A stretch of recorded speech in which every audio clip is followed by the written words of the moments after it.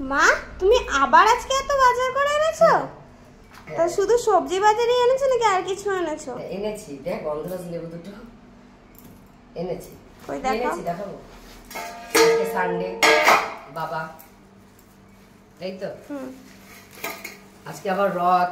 তোমার বাবা তো ইয়ে খায় না, দেখো চিকেন খায় না, তার জন্যে দেখো মাটন নিয়ে এসছি। আর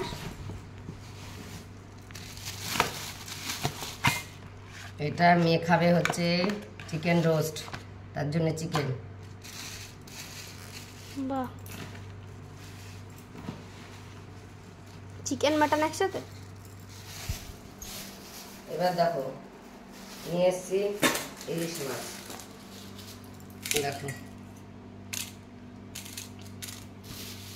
ইলিশ মাছটা দিয়ে গাঠি দিয়ে করবো, গাঠিতে যদি ভালো লাগে খেতে। একটা বাটি দাও তোমার, বা প্লেট। হ্যাঁ দাও, ওটা দাও। আরো আছে? কি চিংড়ি মাছ সব একসাথে?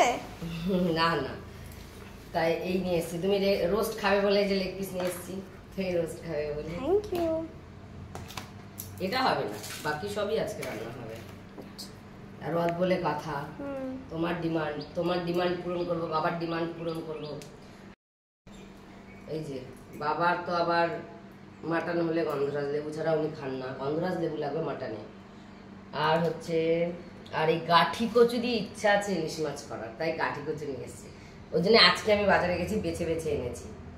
আর এই কাঁচকলা দিয়েও একটা রান্না হবে, আর সেটা আমি বানাবো। সবই ইলিশ মাছের জন্যই হয়, আনা হয়েছে।